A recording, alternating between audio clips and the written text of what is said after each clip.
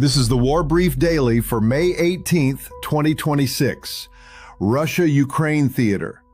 Tonight we are tracking three confirmed developments. First, Russia executed another mass aerial assault overnight using Shahed drones and guided missiles. Second, Ukraine escalated its deep strike oil campaign inside Russian territory with confirmed fires at a Volga region refinery and fuel depots in Bryansk and Kursk.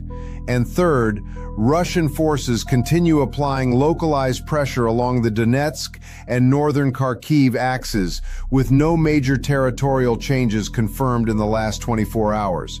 Let's go through each one. First, the overnight aerial assault. This is confirmed. The Ukrainian Air Force reported a high-volume combined strike cycle targeting Kyiv, Kharkiv, Dnipropetrovsk, and Odesa oblasts. Russian forces launched Shahed-type one-way attack drones, decoys, and reconnaissance UAVs from Bryansk, Kursk, Belgorod, Rostov, and occupied Crimea.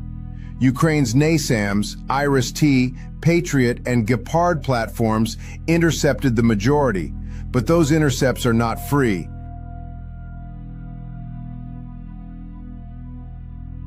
Russia's Shaheds cost $50,000 to $80,000 to produce.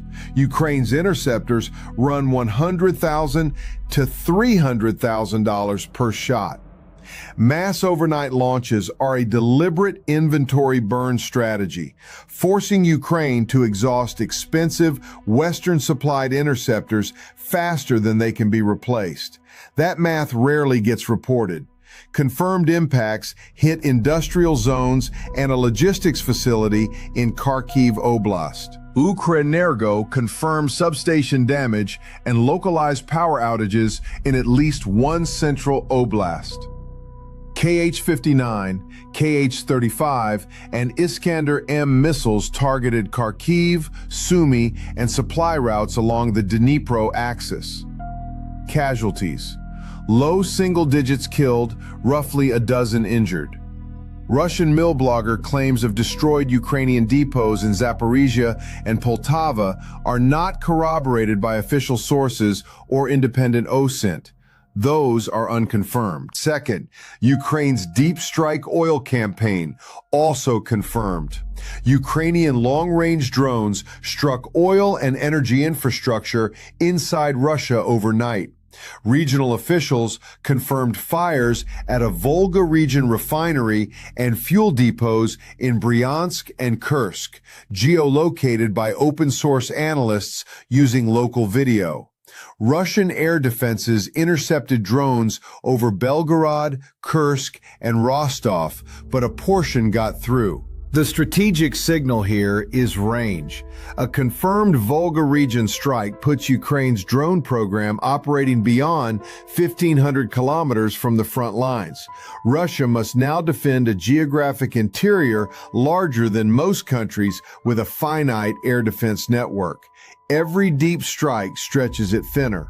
Separately, an OSINT claim of a strike on a Russian air defense radar site in Krasnodar Krai is still emerging.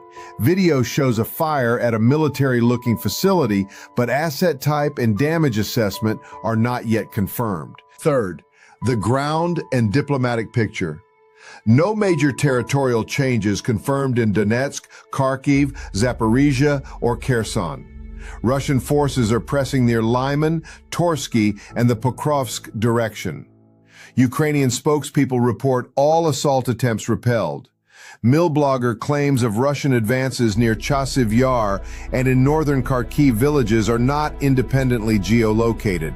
Diplomatically, the Kremlin is confirmed doubling down, demanding full Ukrainian withdrawal from all four occupied oblasts as a precondition for talks, effectively ruling out any near-term negotiation.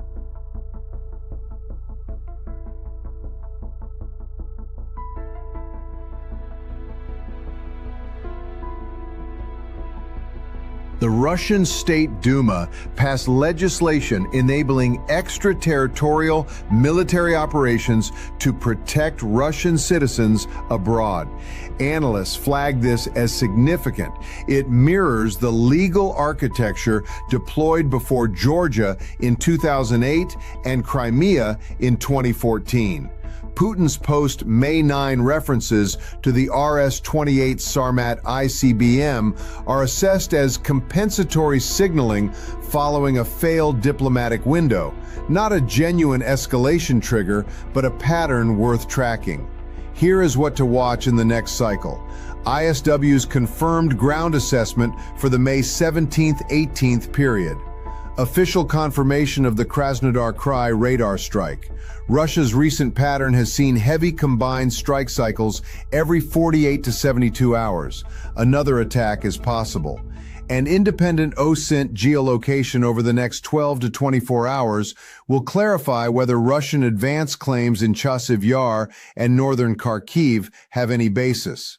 That's your War Brief Daily for May 18, 2026.